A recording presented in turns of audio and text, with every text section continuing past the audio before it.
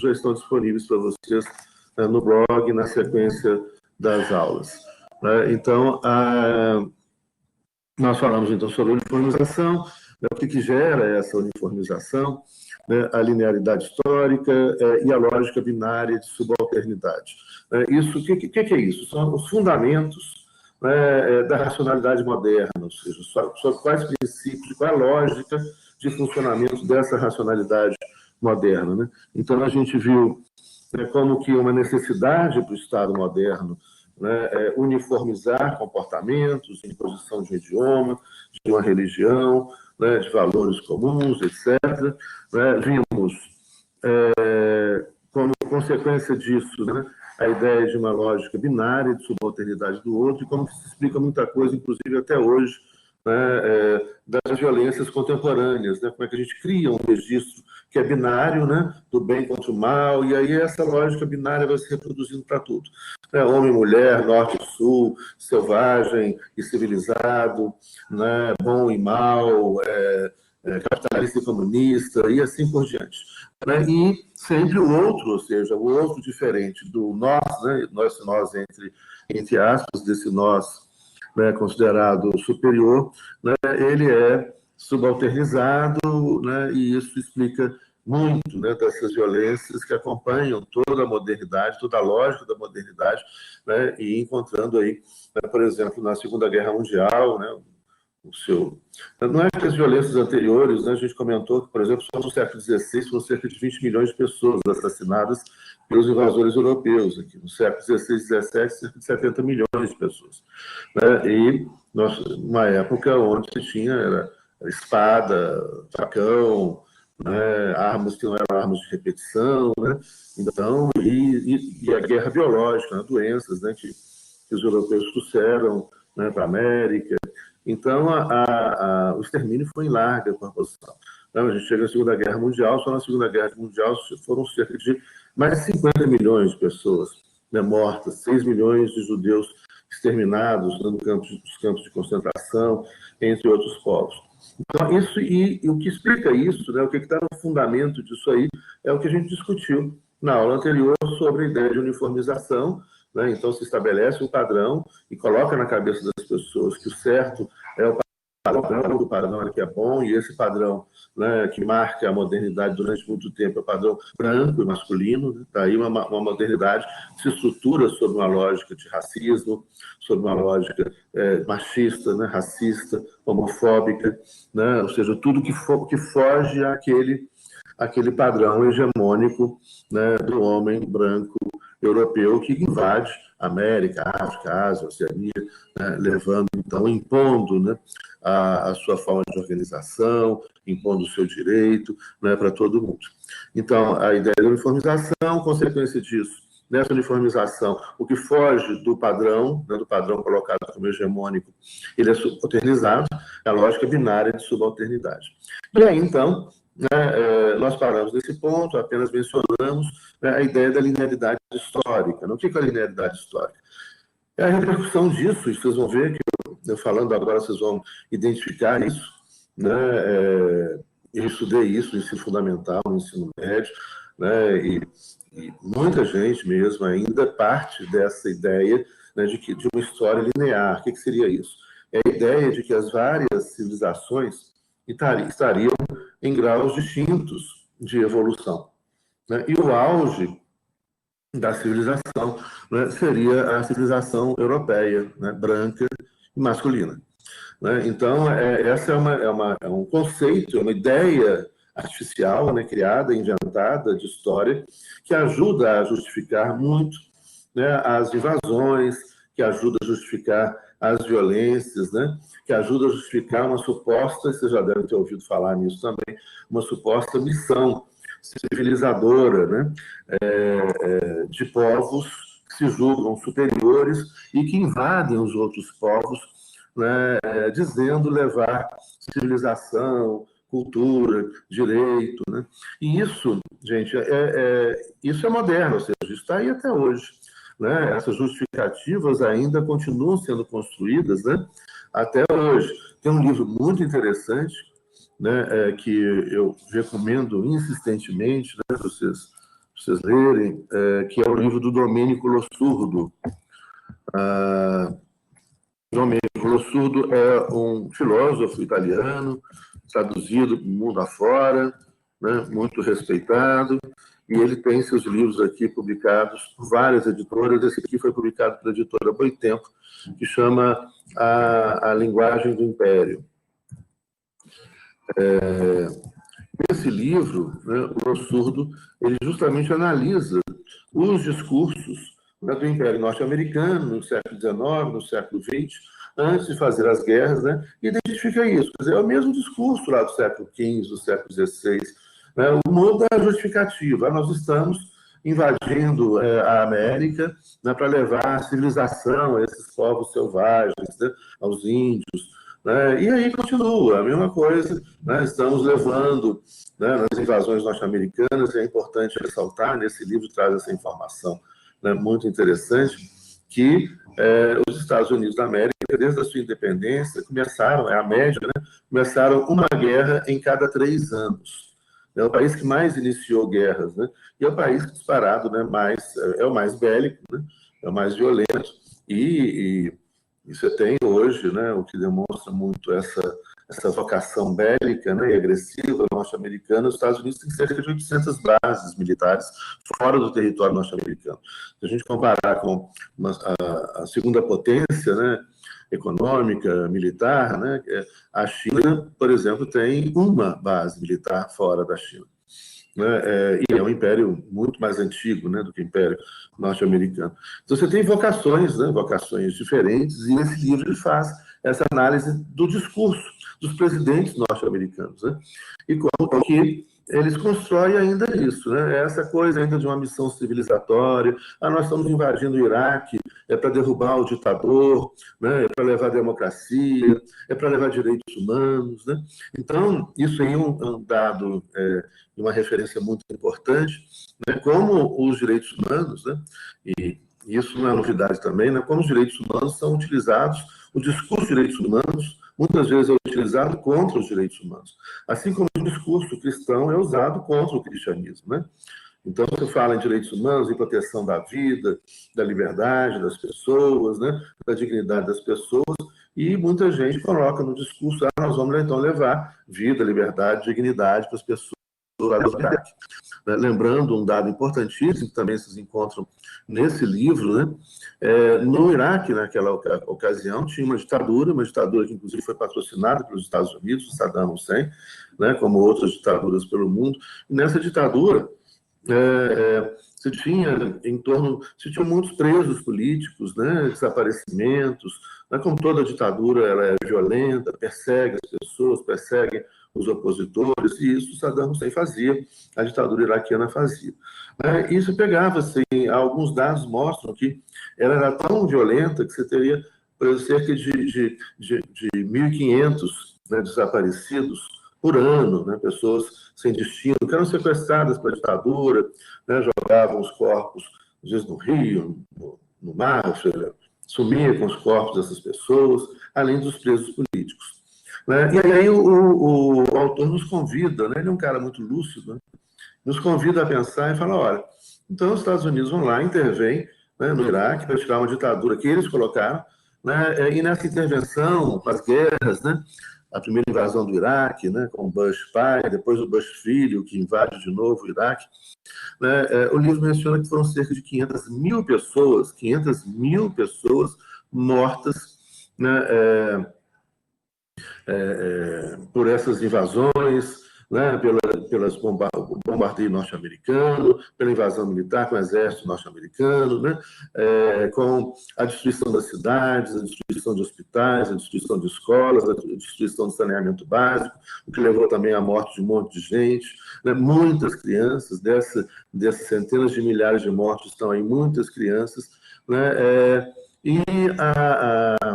se depois vocês façam a conta, né, para o Saddam Hussein ele chegar ao número de 500 mil mortos, né, quantos anos ele teria que ficar no poder, né, matando 1.500 pessoas por ano.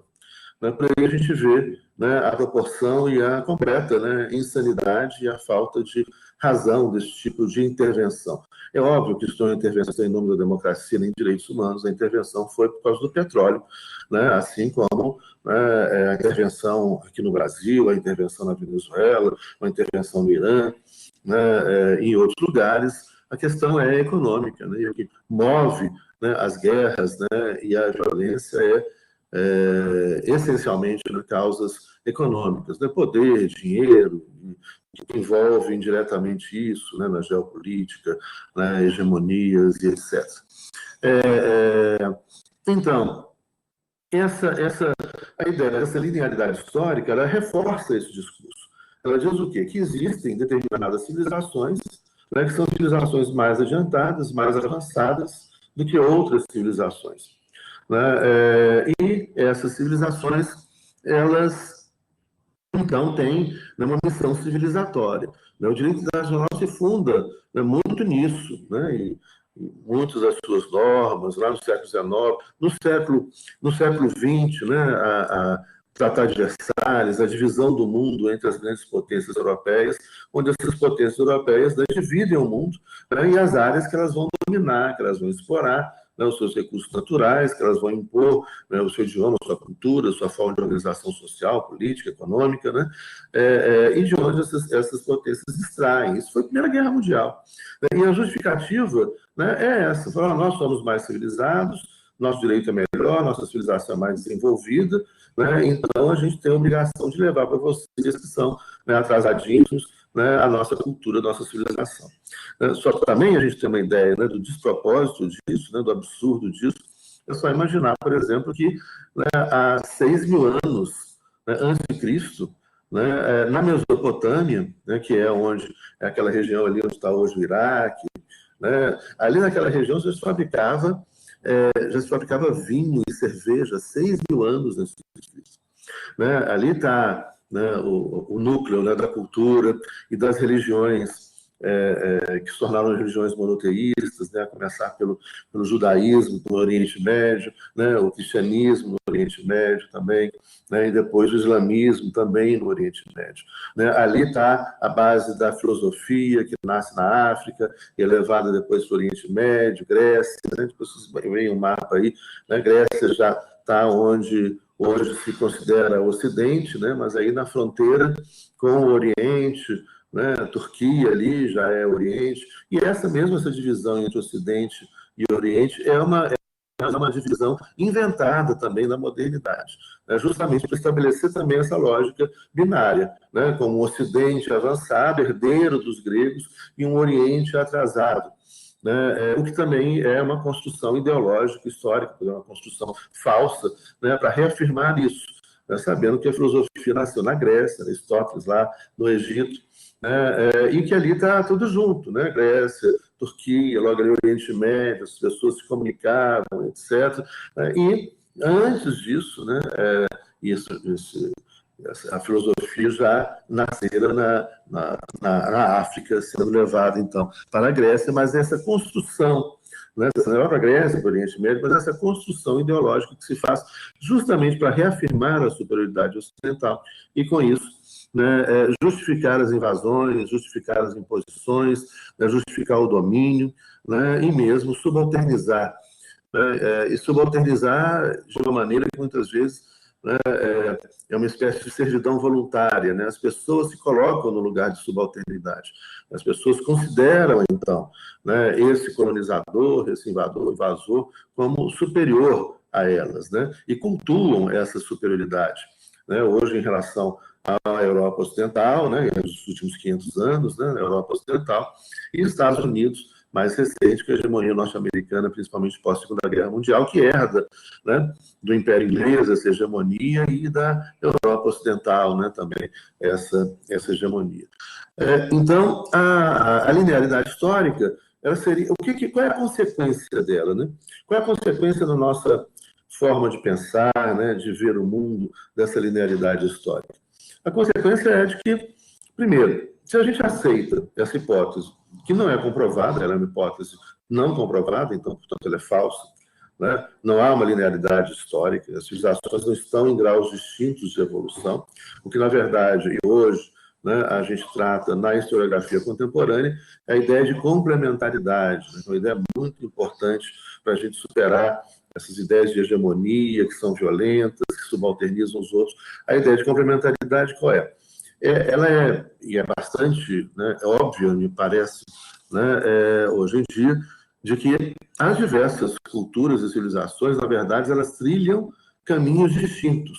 Não há um único caminho a ser trilhado pela humanidade, né? Isso é um pressuposto falso, né? Óbvio.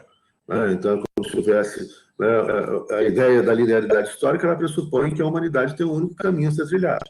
Então, alguns estão na frente desse caminho, desbravando esse caminho, e os outros estão lá atrás, seguindo esse que está desbravando esse caminho. Né? Essa hipótese é falsa, né? Uma vez que é óbvio, né, que civilizações diferentes, né, vão desenvolver, né, formas de organização social, política, econômica, filosófica, vão desenvolver tecnologias, filosofias, epistemologias diferentes, distintas. Então, elas trilham movimentos distintos. Né? E nesses movimentos e nesses contatos, você tem momentos de hegemonias. Né? Antes da modernidade, nós já mencionamos isso, só para a gente relembrar essa ideia, essas hegemonias surgiam, ou elas eram locais, em espaços territoriais locais, de um grupo sobre o outro, hegemonia que era marcada, né, por uma hegemonia militar, de armas, guerreira, ou uma hegemonia cultural, né, uma hegemonia econômica, não que essas coisas não estejam interligadas, né, quando você fala hoje de império e hegemonias, né, o império se pretende global, se pegar o império norte-americano, é um império que tem, né, ainda hoje uma hegemonia militar, né, tem uma hegemonia cultural, na cultura norte-americana, né, a música pop, cinema, quadrinhos, etc., né, tem uma penetração cultural no mundo inteiro, então isso é muito importante para uma hegemonia imperial, ao lado da hegemonia militar, ela legitima, de alguma maneira, essa hegemonia militar, essa hegemonia cultural, né, e, obviamente, a hegemonia cultural e a hegemonia militar está vinculada à hegemonia econômica. A gente pode até, talvez, imaginar uma ordem, né, que, primeiro, a hegemonia... veja bem, eu estou fazendo uma simplificação, tá, gente? Então, guardem como simplificação, porque as coisas estão ligadas e vêm, né, entrelaçadas na história em cada momento. Né? Mas essa conquista militar, ela reforça a hegemonia econômica, ela amplia a hegemonia econômica. E a hegemonia econômica facilita a hegemonia cultural. Né? Então, essa penetração cultural, né, do cinema, da música norte-americana, no mundo inteiro decorre, né, da sua hegemonia econômica, que decorre da sua hegemonia militar. Hoje a China ela é uma candidata, né, à hegemonia, ela vai alcançando a hegemonia econômica, mas muito longe da hegemonia cultural, né, e ainda da hegemonia militar. O orçamento chinês anual é muito, muito inferior ao orçamento norte-americano. Né, e mesmo o orçamento russo e chinês juntos, né, que os dois estão juntos aí, hoje fazendo manobras militares conjuntas, etc., né, ainda muito inferior à hegemonia militar norte-americana. Mas lembrando que também essa hegemonia, né, são tantas armas de destruição em massa, né, que antes de usar metade dessas armas, o planeta já acabou. Então, na verdade, na prática, não há mais uma hegemonia militar. E os cenários de guerra, de confrontos que são feitos, são muito interessantes. Vocês encontram alguma coisa em alguns sites especializados na internet, né, mostram que não teria vitorioso. E é óbvio, a gente sabe disso, por óbvio. Então, mesmo que você tenha um maior número de armamentos, uma hegemonia militar norte-americana, né, o mundo acaba antes que eles gastem metade dos armamentos. Né? E a Rússia e a China também. Então, ela não é a hegemonia que conta mais, vamos dizer assim, né, entre esses três atores aí, globais. E então, essa lógica, né, de uma linearidade histórica tem só reforçando isso. Olha, eles estão ali, né, porque eles têm legitimidade, eles são superiores, eles são mais avançados, e a gente, né, menos avançado, a gente tem que se conformar com a liderança deles. Quando a gente substitui essa ideia da linearidade histórica, que é uma construção histórica, que chega como forma de hegemonia cultural, né, que está presente, portanto, em todas as escolas, no ensino de história, né, pelo mundo afora, né, em geografia, de outras disciplinas, etc. Quando, né, a gente começa, então, a trabalhar, né, substituindo, né, ou colocando em xeque, falou, olha, isso não faz sentido, essa lógica de hegemonia, né, essa lógica de hegemonia, nossa lógica de linearidade histórica, porque as civilizações são múltiplas, são milhares de civilizações, são milhares de culturas, né, e essas civilizações trilharam caminhos diferentes. Né? Portanto, que a gente tem uma ideia de complementaridade, ou seja, o que uma civilização tem, a outra civilização não tem. O que essa outra tem, a outra ali não tem. E assim por diante. E logo, se a gente supera a lógica linear da história, né, a lógica de hegemonias que gera só violência, guerras, destruição, e substitui isso por uma lógica de cooperação, de solidariedade internacional, abandona essa lógica de hegemonia, a gente vai perceber que a gente sempre tem que aprender com as outras culturas, com os outros povos. Né, que muitas vezes, né, você vê um povo que tem, né, um desenvolvimento tecnológico muito grande, né, mas que tem outros problemas muito graves. Então, isso, se vocês entrarem no site da ONU, né, e verificarem, por exemplo, o índice de desenvolvimento humano, vocês vão ver isso muito claramente. Às vezes, você tem países que são economicamente pobres, mas onde a população não passa fome, a população tem acesso à educação universal, a população tem acesso à saúde universal de qualidade, a população tem acesso à cultura. Você já tem outros países que têm grandes avanços tecnológicos e econômicos, mas onde tem muita desigualdade, né? Ainda tem, inclusive, fome, onde não tem acesso à educação, uma parcela grande da população. Né? Então, geralmente, o nosso olhar ele é muito simplificador, ele é muito ideológico, no sentido de que ele é distorcido. Né?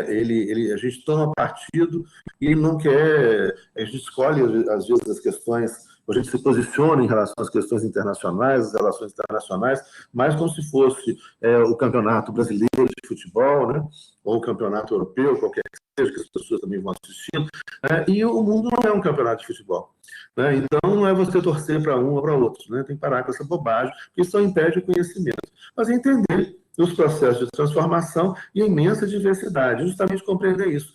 Cada civilização tem problemas e soluções. Muitas vezes um é muito avançado numa coisa e muito atrasado na outra coisa. Aquela outra pode ser muito avançada nessa coisa e atrasada na outra coisa.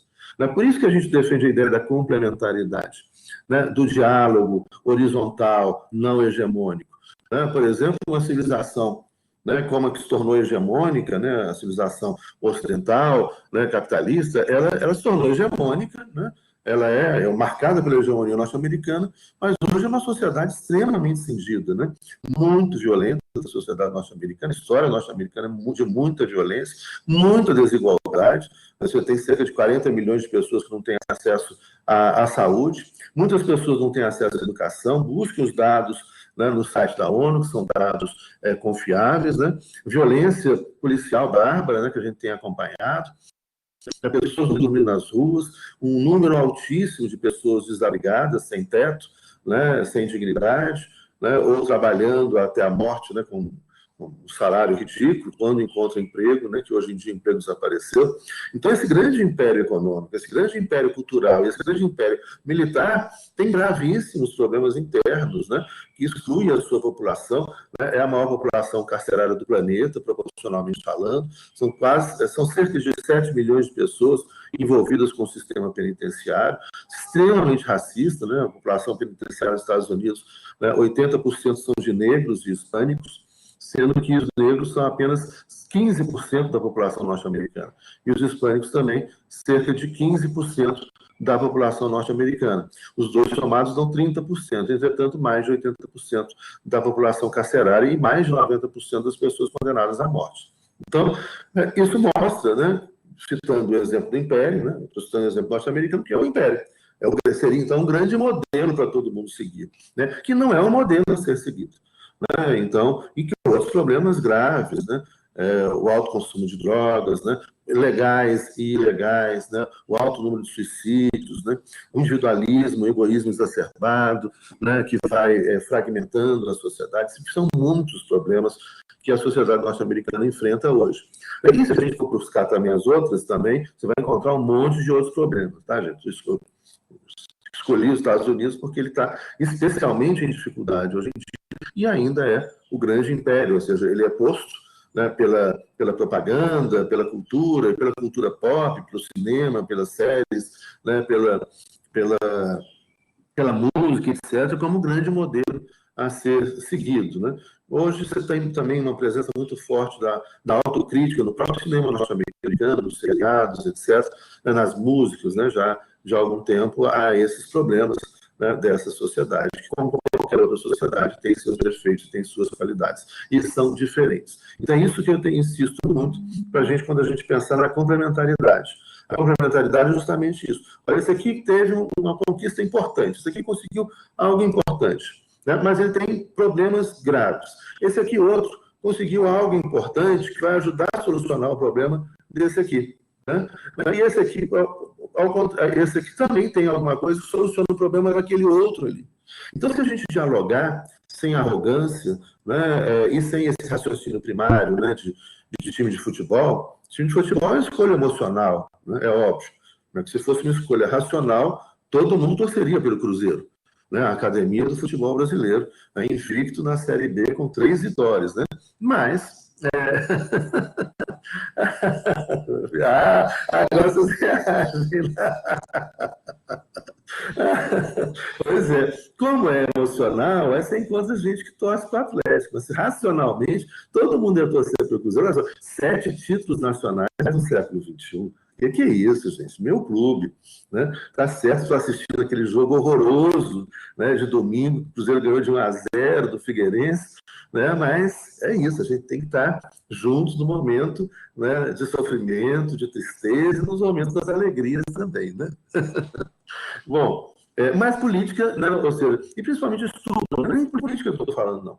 Eu estou falando de relações internacionais, né, e como que para a gente entender as relações internacionais, para a gente entender as relações entre os países, entender a complexidade do mundo contemporâneo, não dá para a gente lidar dessa forma. Ah, eu escolhi aquele país ali, eu adoro aquele país, tudo que ele faz para mim é ótimo, né? Tudo que tem lá é lindo, maravilhoso. Isso é falso, né? Isso está tudo errado. Então, não é. Agora, obviamente, você tem países hoje, né, até explicação pelo próprio sistema mundo, né, colonial moderno, etc., as relações econômicas globais, etc., onde você consegue um grau de estabilidade muito maior, um grau de respeito aos direitos humanos muito maior, e, em geral, são os países da Escandinávia, né, onde se tem respeito aos direitos sociais, como saúde, educação, previdência, moradia, né, respeito aos direitos econômicos, emprego, remuneração justa, né, salário-desemprego, renda mínima, né, respeito aos direitos individuais, às liberdades individuais, à intimidade, à privacidade, e respeito aos direitos políticos, ou seja, a possibilidade das pessoas participarem nas eleições, participarem na construção, né, da vontade do Estado, né, elegendo os legisladores, participando do debate na elaboração das leis, elegendo os administradores, né, elegendo o executivo. Né? Então, enfim, isso, é óbvio que isso tem muita distância, mas tem explicação para tudo. Né? E aqui a proposta é justamente isso, que a gente busca entender as coisas, mas sem aquela simplificação, né, onde as pessoas simplesmente escolher um lado do planeta, né, e o planeta hoje tem vários lados, né? A Guerra Fria acabou, embora a gente tenha, né, já uma nova Guerra Fria sendo montada aí entre China e Estados Unidos, mas onde era assim, quando eu nasci era assim, a gente tinha que escolher um lado. Era Estados Unidos e União Soviética, capitalismo e socialismo. Né? E a gente descobriu, e eu descobri, inclusive, né, depois de algum tempo, que o mundo é muito mais complexo do que essas binariedades simplificadoras superficiais, né, entre capitalismo e socialismo, Estados Unidos e Rússia, Estados Unidos e China, entre aquilo e aquilo outro. Né? Isso é jogo de futebol, pode ser no máximo jogar o War em casa, eu adoro jogar o War, aí você pega, eu quero as pedrinhas azuis, eu quero as pedrinhas vermelhas, eu quero as pedrinhas vermelhas são da América do Norte, viu? É a cor da América, é a cor da América, né? É o vermelho. Como é que é? São aquelas cores das Olimpíadas lá, né? Da África é o preto, da Europa é o azul, da Ásia é o amarelo, isso naquela bandeira das Olimpíadas, né? Você vê aqueles 5 círculos, são 5 continentes, o verde, a Oceania. Né? Então, aí você vai ter preferência. Um joguinho, né, que a gente joga em casa, sem compromisso, que é muito gostoso jogar, ficar horas jogando. Agora, para entender o mundo, para compreender o mundo, né, não dá para ter esse tipo de raciocínio, não. Então, aí precisa estudar e entender esses fundamentos que são ideologicamente postos para a gente, né, justamente para fazer a gente não pensar e a gente ficar, né, simplesmente reproduzindo, né, de forma simplista um mundo de extrema complexidade. Bom, então, a linearidade histórica, ela gera também, então, portanto, essa coisa do estranhamento do outro, ou seja, quando a gente, dentro da linearidade histórica, o outro, né, ele vai ser sempre posto como aquele que é inferior. Lógico que a pessoa está ali na sua, né, no seu país, na sua cultura, etc., ela até pode, se ela foi colonizada, subalternizada, falar, olha, lá os Estados Unidos estão acima da gente. Eles ficam, porque Estados Unidos é antipartido, porque lá nos Estados Unidos é tudo, porque lá nos Estados Unidos, porque lá nos Estados Unidos, porque lá... E aí, então, coloca lá, né, se abaixa, rebaixa os Estados Unidos, mas essa pessoa, quando se coloca em relação aos outros, se coloca de forma superior. Então, você vai reproduzindo, né, na linearidade histórica, você vai reproduzindo isso. Né, e historicamente se constrói muito isso. Você coloca ali, como é que seriam as culturas que se colocam, inclusive do ponto de vista filosófico, né? Hegel, século XIX, né? Essa ideia de que então, a cultura germânica é o auge, né? É um modelo a ser seguido, depois vem o sul da Europa, depois o leste da Europa, depois vem o Extremo Oriente, depois o Oriente Médio, depois vem... E aí você vai estabelecendo uma hierarquia, onde lá o grandão lá, tá lá na frente a cultura germânica, norte-europeia, e depois os outros vão vindo, até chegar àqueles povos, né, que são considerados, por essa perspectiva falsa, né, isso é uma hipótese falsa, não comprovada, né, onde você vai chegar, então, aos povos que são considerados, por essa cultura hegemônica, os mais atrasadinhos. E logo, então, o que você faz com as pessoas? Você obriga as pessoas vão ter sempre que copiar o que está de cima, né? O olhar, né, das pessoas sempre o que é considerado que está embaixo, esse é inferior. Esse, então, ele tem que ser extinto, né, porque ele tem que ser transformado no que a gente é. Ou nós todos temos que ser transformados no que aquele grande povo que é colocado no auge, né, como mecanismo de propaganda, isso é falso, né, aquele grande povo e a gente tem que copiar ele. Então a gente vai copiar o idioma dele, vai gostar das músicas dele, vai gostar de tudo que eles fazem, vai aplaudir tudo que eles fazem, inclusive quando eles humilham a gente vai falar, que lindo, igualdade mental, né? E vai, então, essa coisa, né, hierarquizada, onde o outro é sempre menos. E quando você tem uma perspectiva ruim em relação ao outro, né, o que a modernidade mostrou nesses 500 anos é que o superior, ele mata o corpo do outro. Ele destrói o outro, destrói civilizações, né, idiomas foram extintos, culturas foram extintas, esmagadas, destruídas pelas forças das armas, né, da tecnologia avançada das armas, que não significa nenhuma superioridade cultural, moral ou ética, significa superioridade da violência, apenas isso. Né? E quando você tem uma visão não muito ruim do outro, né, inferior, considerado inferior, então esse outro você tem que matar a alma dele.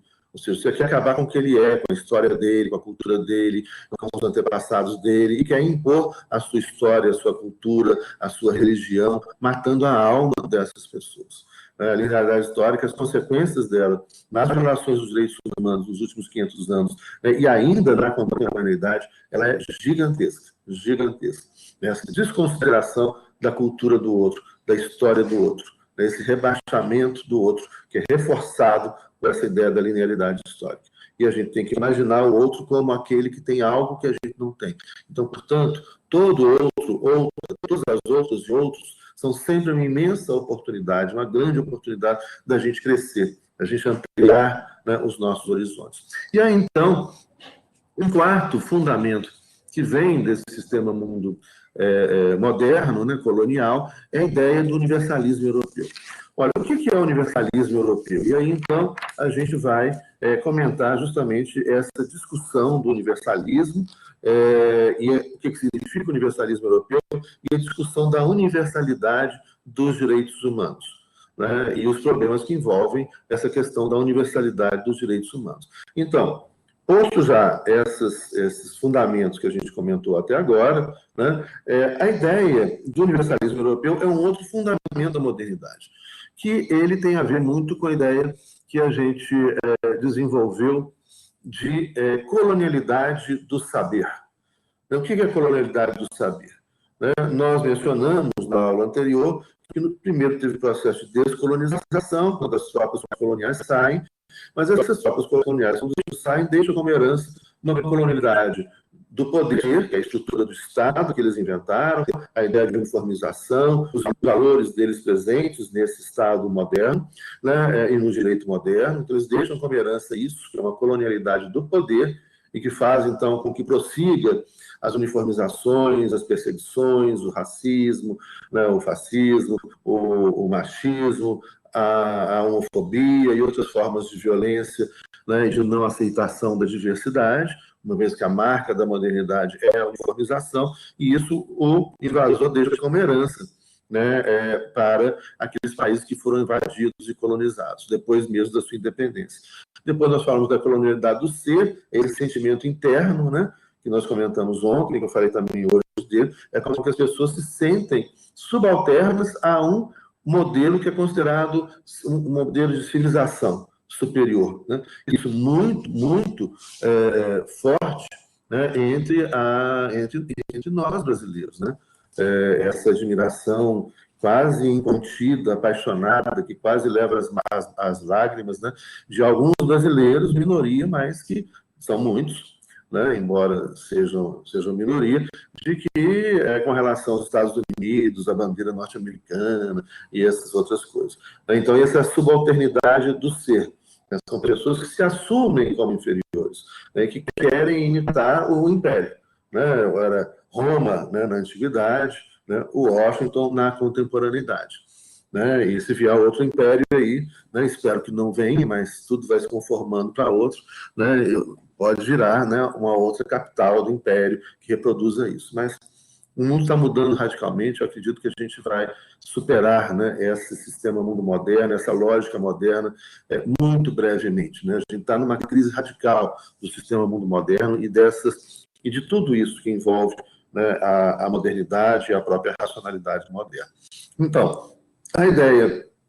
E aí, além dessa colonialidade do ser, dessa colonialidade do poder, a colonialidade do saber, que é o quê? Né? Logo, se esses povos são superiores, né, postos como superiores, né, o que é construído por eles, o conhecimento produzido por eles, né, não no campo meramente tecnológico, não no campo meramente militar, né, mas também o conhecimento construído, né, em outras áreas, como na área do direito, como na filosofia, é colocado também, né, ideologicamente como sendo superior, como sendo hegemônico.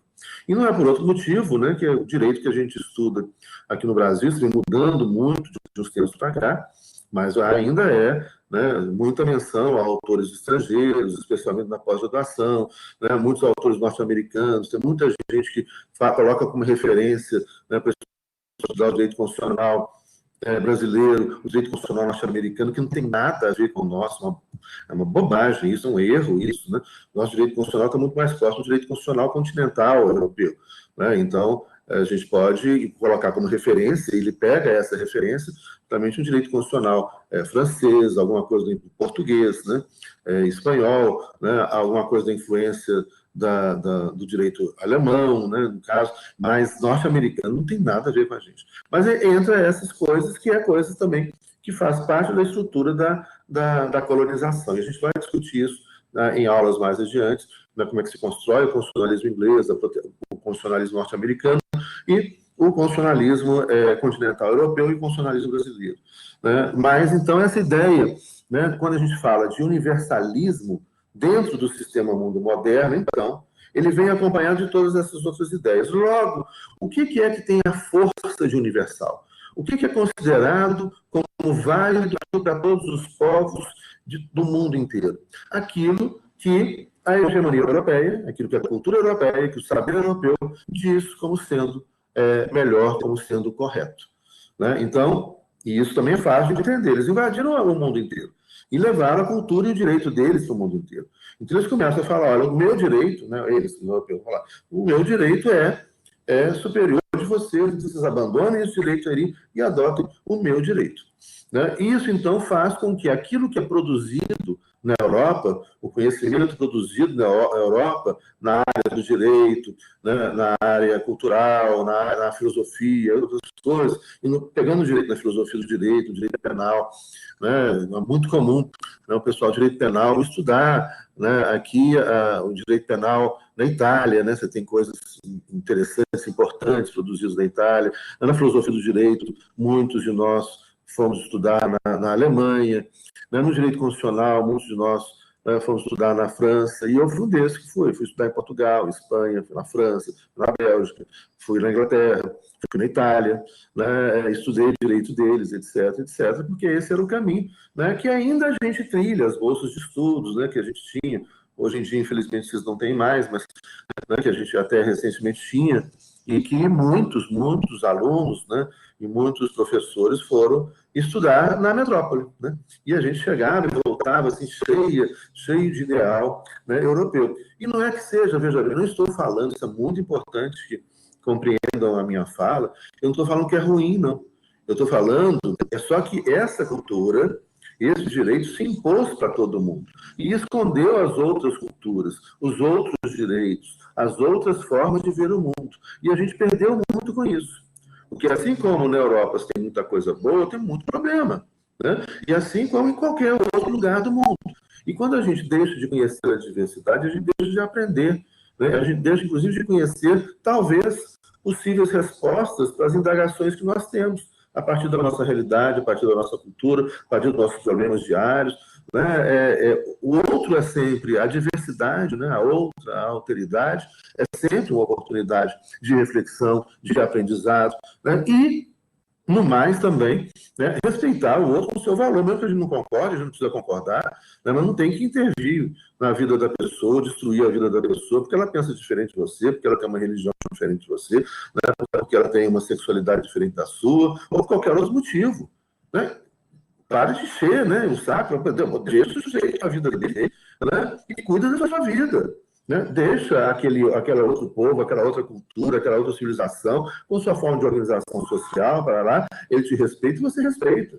Né? Não é porque você tem mais armas, você vai intervir e obrigar o sujeito a pensar como você pensa, a acreditar no que você pensa, mesmo porque você nem conhece o que ele pensa. Se você conhecesse o que ele pensa, talvez você não ia, né, fazer isso, se descobrir que tem muita coisa boa e muita coisa ruim, né? Como em tudo. Então, uma coisa que é muito importante quando a gente fala na diversidade hoje, como a essência dos direitos humanos, é justamente isso. Né? Eu não entendo muitas pessoas, né, por que as pessoas vão encher, né, o outro porque ele tem uma religião diferente, né, porque ele tem uma sexualidade diferente. Cuida da sua vida e não enche o saco do outro. Né? Não perturba o outro, cuida da sua vida, cuida da sua religião, cuida das suas convicções, faça com que isso, né, seja na sua família, etc. Mas respeite também, você não vai impor, né, violentamente isso, como tem muita gente que faz. Tem muita coisa errada, mas muita coisa errada vem justamente dessa matriz, dessa racionalidade moderna, que é uniformizadora, ela é padronizadora, ela nega a diversidade e nos educou, nos preparou, né, gerações e gerações, há 500 anos, para nós sermos pessoas que não sabemos viver com a diversidade. Mas hoje, né, como eu disse ontem, né, vocês já estão aprendendo isso, a viver com a diversidade, a cultuar, a valorizar a diversidade, né, a respeitar, a proteger a diversidade, né, a não meter o nariz onde não é chamado, né, na vida dos outros, né, respeitar a vida dos outros, respeitar as escolhas das outras pessoas, né, inclusive na própria família, né, porque essas intervenções sempre saem, né, pior, ou seja, a consequência de você não concordar, mas respeitar, ou de não concordar e intervir e obrigar a pensar com você, essa segunda hipótese é sempre ruim, porque ela é de violência, destrói a vida da pessoa, assim como destrói a vida de civilizações e de culturas. Então, o respeito e a essência dos direitos humanos como diversidade é hoje. E aí, então, que a gente volta à crítica da universalidade dos direitos humanos. Como os direitos humanos são uma construção europeia, né? Declaração des droits de l'homme et des citoyens, França, 1789, a Declaração de direitos, né, na Constituição norte-americana, né, em 1787, a Constituição, depois vem as 10 primeiras emendas, que são a Declaração de Direitos, que entra ali para 1790, 91, né, que é em inglês, né, e é da cultura, que vem da cultura inglesa, da proteção dos direitos individuais, a própria ideia do habeas corpus act, lá na Inglaterra, lá atrás, né, na Declaração dos direitos dos barões frente ao rei, em 1215, na Magna Carta. Então, a origem desses direitos humanos é uma origem europeia. Então, ao mesmo tempo que essa origem europeia traz esses direitos humanos, traz muita coisa importante para essa cultura europeia que se tornou hegemônica, né? É importante a gente lembrar que hoje, quando a gente fala em direitos humanos, nós estamos falando também em direitos culturais, em direitos de diversidade. Então, passou a integrar os direitos humanos a ideia de que a gente não pode impor a nossa perspectiva, inclusive de direitos humanos, de forma violenta a ninguém. Direitos humanos não podem servir de justificativa para guerra nenhuma. Eu não posso intervir e fazendo guerra, né, em nome da vida. Isso não tem o menor sentido. Né? Assim como fazer guerra em nome de Jesus Cristo. Não tem o menor sentido. Né? Então, isso é completamente falso, isso é completamente equivocado. Então, hoje, né, o questionamento que se faz à universalidade dos direitos humanos é justamente isso. Primeiro, né, como que, muitas vezes, né, inclusive nessa Declaração de Direitos Humanos, a gente pegar a Declaração Universal de Direitos Humanos de 1948, né, essa Declaração Universal de 1948 é marcada, né, e aí avisem a algumas pessoas que ainda não sabem disso, às vezes falam algumas coisas inapropriadas, que direitos humanos é coisa de comunista. Não. Direitos humanos surgiu, né, com o liberalismo. E direitos humanos e quem vai ser responsável pela elaboração e aprovação da Declaração Universal de Direitos Humanos de 1948 são principalmente os Estados Unidos. E daqueles 30 artigos que tem lá, 20 artigos dizem respeito aos direitos individuais, que vêm de uma cultura fortemente individualista, que é a cultura norte-americana e a cultura inglesa. Então, não tem nada a dizer, direitos humanos, que é outra coisa também que está difícil hoje em dia. Gente. As pessoas não sabem o que estão falando, falam um monte de bobagem. Direitos humanos. Então, por isso que tem que estudar, né? Tem que estudar para não... Né, e vocês precisam ajudar as pessoas a não ficarem repetindo, né, coisas bastante erradas, né? E logo assim, até alguns aspectos vexamosas, né, como essas coisas assim. Então, esses direitos humanos universais, de 1948, na verdade, eles não são universais. Eles respondem, eles não são e são. Deixa eu explicar então melhor isso aí. É uma declaração, né, aprovada em 1948, né, ali é criada a ONU, né, após a Segunda Guerra Mundial, a Organização das Nações Unidas. Ela é aprovada, então, pela Assembleia Geral das Nações Unidas. Então, ali você tem, né, o apoio de todos os países. Nesse sentido, ela é uma declaração universal. Tá? Então, ela é universal. Agora, do ponto de vista filosófico, o questionamento se faz, qual é? Justamente como essa declaração universal, ela contém, né, inicialmente, naqueles 30 artigos, 20 artigos que falam de direitos individuais. E os direitos individuais, a invenção do indivíduo é uma invenção moderna, europeia. Né? E mesmo dentro da Europa, ela é parte de uma determinada perspectiva de uma cultura europeia, né? De uma parte dessa Europa, né? Da cultura inglesa, né? Do pensamento liberal. Então, esses direitos de liberdade de expressão, liberdade de consciência, liberdade de associação, liberdade de manifestação pública, né, liberdade de consciência religiosa, filosófica, política, liberdade de expressão, liberdade de imprensa, essas liberdades individuais têm origem no pensamento liberal, fortemente, né, inglês, né, e norte-americano. Então, a gente vai ter lá essa primeira declaração de direitos individuais, né, da propriedade, da propriedade privada, da liberdade individual, né, isso tem origem lá na Inglaterra, antiga, né, depois vai passando e passa a ser considerado um direito universal. O questionamento aí não é que esses direitos não devam ser proclamados e protegidos como universais. Sim, né? Mas é lembrar que em muitas culturas essa ideia de indivíduo não existe. Né? Que talvez na maioria das culturas a ideia de indivíduo não existe. Então, o que a gente tem que chamar a atenção, falar, olha, nós colocamos aqui as declarações de direitos individuais, né, porque esses direitos individuais foram levados a essa ideia de individualismo, etc., foi levados para o mundo inteiro, pelo Império Britânico, né, pela cultura e pelo Império Francês também.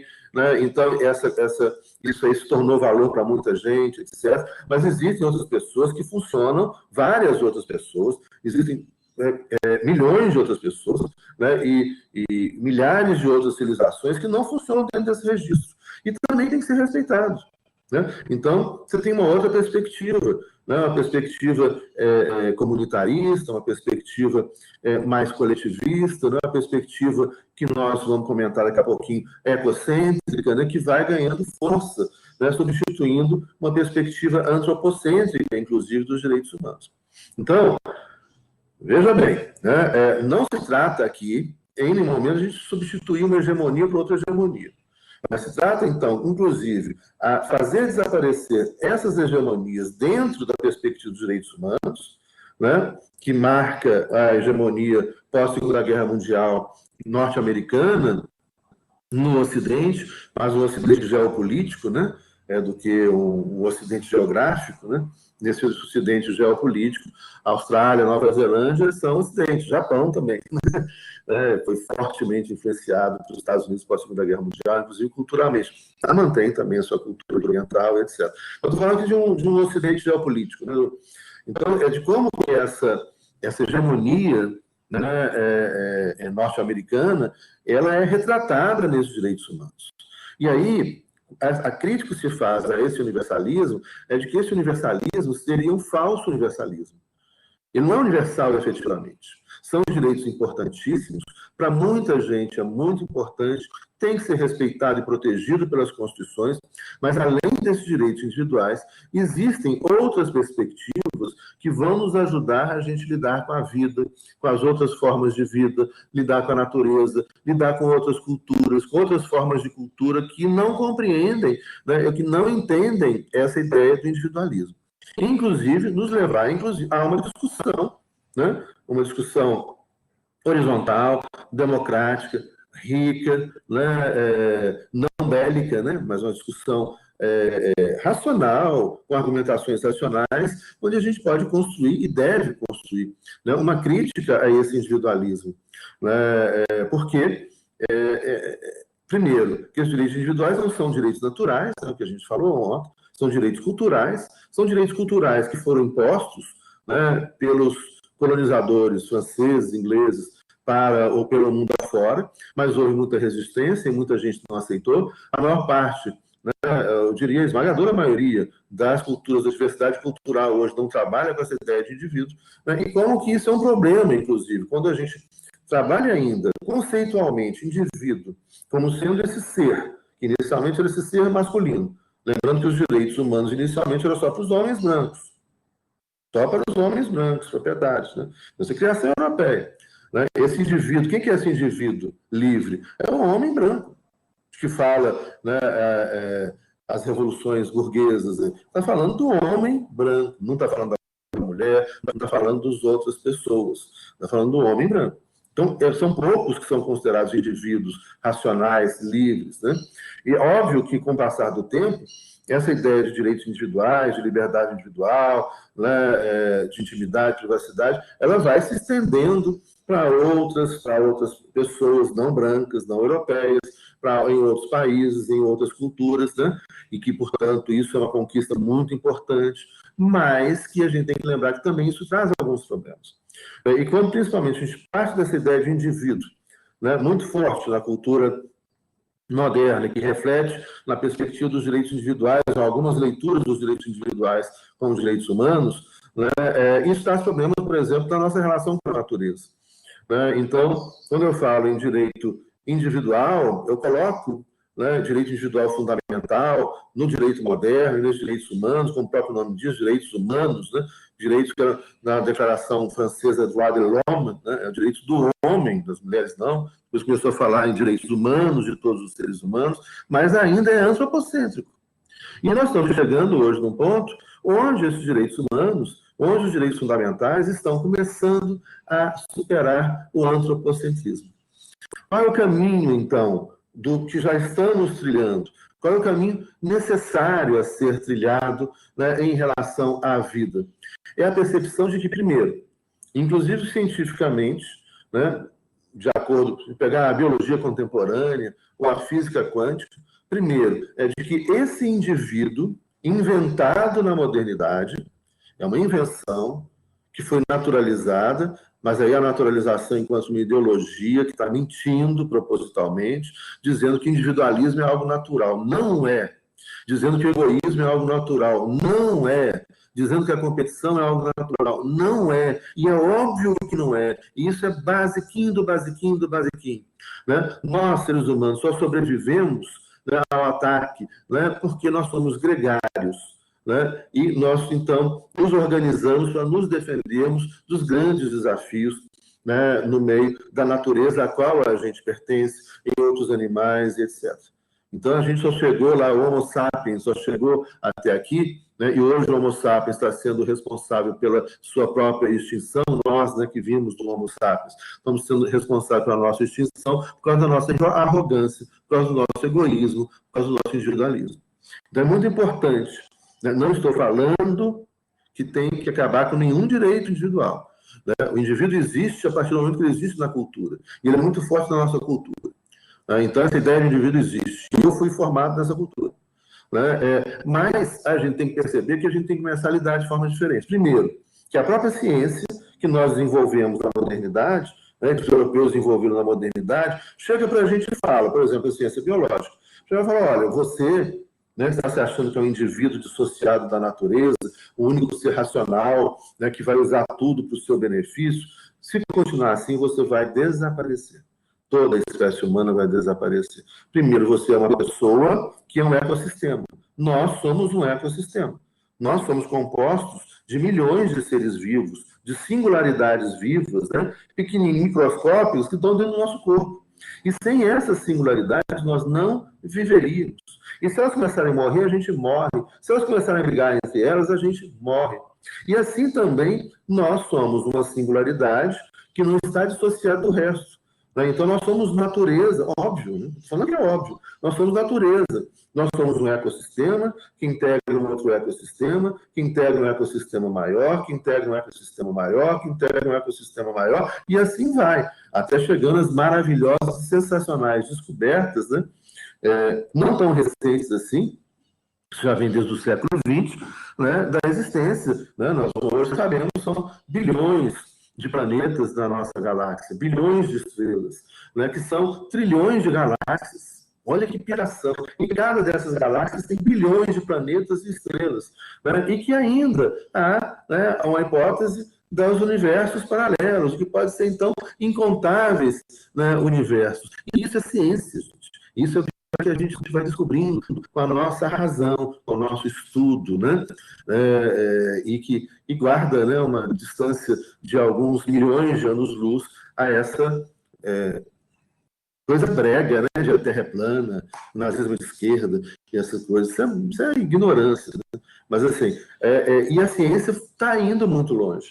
E essa mesma ciência vai nos dizendo, falou, olha, tem alguns equívocos filosóficos que vocês cometeram no passado e que hoje, pelas ciências, a gente tem como demonstrar, né, que essas perspectivas filosóficas são equivocadas. E uma delas é desse indivíduo moderno, desse indivíduo dissociado da natureza. Não tem como. Né? Então, nós somos natureza. E você tem outro caminho para falar disso também, na física quântica. A física quântica tem uma experiência mental na física quântica que fala dos universos, né, quando são... nosso universo, quando foi criado, você tem uma grande explosão, você tem outras teses também que vão surgindo a partir daí, são hipóteses científicas que vão sendo comprovadas ou não comprovadas, etc., mas são testadas, e é assim que funciona a ciência moderna, né? Você constrói uma hipótese da sua imaginação, né? E depois você testa essa hipótese das várias maneiras. E aí, então, os cientistas vão testar para dizer, olha, está errada essa hipótese, está certa por causa disso, está errada por causa disso, então tem comprovações, né? Não é achismo. Aí eu acho que a Terra é plana. Vai achar, né? qualquer outro lugar, não num lugar sério, numa academia. Né? Isso não é uma questão de opinião. Então, você tem, aí você vai comprovar ou não vai comprovar. Se você não comprovou, aí você abandona aquela hipótese. Se você comprovou, aí então você reforça aquela hipótese e continua estudando, porque você vai descobrindo mais coisas em torno daquilo que se descobriu ali.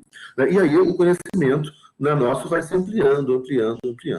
Né? E essa, então, ideia, né, da física quântica, por exemplo, se você tem dois átomos criados no mesmo momento e manda esses átomos para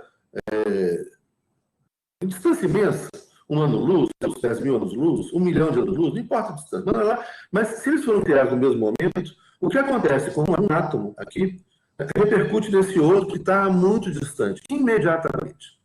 E veja bem, não se trata de que a informação do que aconteceu nesse viaja numa velocidade impressionante e chega nesse outro em um micro fragmento de segundo.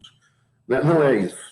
É que esses dois átomos criados no mesmo tempo é como se eles compartilhassem o mesmo corpo. O que acontece com um, acontece com o outro, porque eles são a mesma coisa. E a gente está no universo onde tudo é átomo. O ar é átomo, o cheiro, né? É átomo, né? Átomo, o computador é átomo, tudo é feito de átomos. Né? E tudo se comunica, portanto. Né? E a partir disso você tem teses lindas, né, na filosofia quântica, né, que são justamente essas hipóteses que são construídas por cientistas geniais que vão construir, inclusive, uma filosofia quântica que vão levar a gente a pensar e entender esse mundo de outro jeito. E isso joga abaixo, obviamente, completamente essa ideia de um indivíduo dissociado da natureza, de um indivíduo dissociado do outro, de uma razão dissociada da outra, de uma razão que pertence a esse indivíduo separado de qualquer outra coisa. Isso tudo está por terra, né, cientificamente falando. E isso repercute, então, na nossa perspectiva de direitos humanos. E a gente começa, então, a falar cada vez mais, a defender cada vez mais o direito à diversidade. E, inclusive, o que é interessantíssimo, em que várias outras culturas, que não da cultura ocidental, que se tornou hegemônica e que é parte da nossa cultura hegemônica no Brasil, né, que é da cultura ocidental, em outras várias culturas você já tem a percepção disso, né? A percepção de que nós somos parte de algo maior, né? E de que a gente não é isolado. Felizmente, nós não estamos condenados a essa solidão, né, que foi a invenção do indivíduo da modernidade e nos jogou nessa solidão. Nós não somos sós, nós integramos um corpo muito maior, né, de um universo gigantesco. Né? E os nossos átomos que nos constituem todo esse universo. Foi criado tudo no mesmo momento e está tudo ligado com tudo. Né? E existem teses bonitas, né, de alguns físicos indianos, né, de que o núcleo do átomo é energia, né? A bomba atômica. O núcleo do átomo é energia, muita energia em tudo.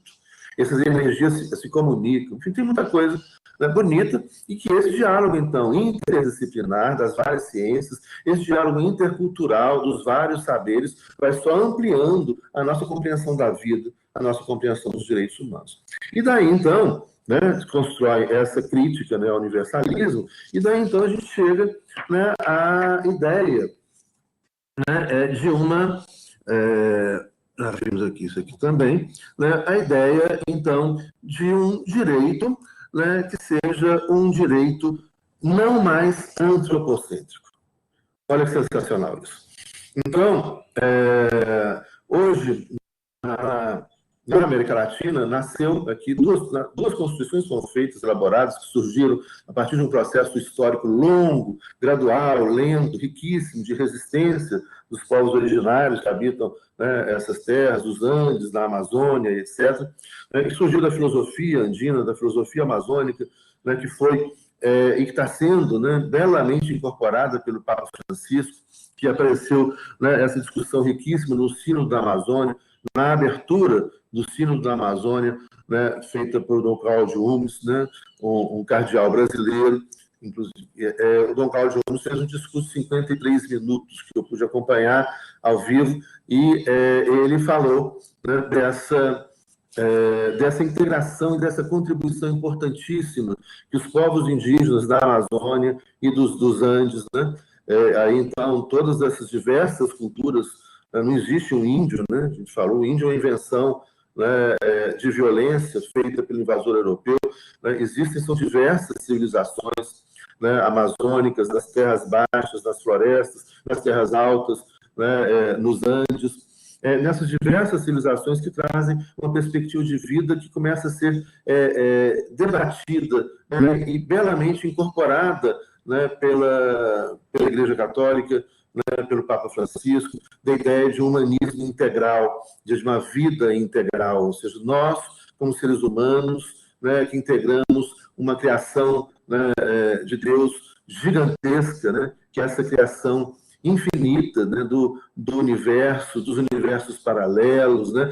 Não é um Deus no sistema solar, né, de barba branca, isso é uma representação apenas da arte, né, antiga, muito bonita essa representação, né, mas, né, do Michelangelo, está na Capela Sistina, né, do Michelangelo que pintou a Capela Sistina, mas é uma representação artística, né, desse Deus, mas desse Deus que, enfim, né, foi capaz de criar essa coisa gigantesca, que não é um sistema solar, né, onde a Terra é plana, mas que é um sistema solar que integra bilhões de outros sistemas solares, que integra uma galáxia, que integra bilhões de outras galáxias, né? Então, esse Deus pequenininho não, é um Deus gigante, né? Na verdade, uma coisa que a gente, né, vai discutir, né, como que o mistério da fé ele só se amplia com a ciência. Quanto mais a gente estuda, quanto mais a gente conhece, né, mais extensa e maior, né, fica a criação divina.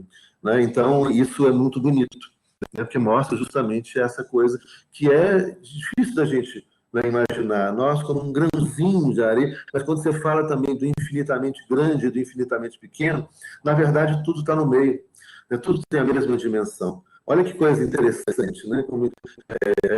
Então, essas culturas indígenas, né, e amazônicas, os povos indígenas, elas trabalham com isso. O ser humano, ele integra a natureza, ele faz parte da natureza, ele é natureza. Né? E aí, então,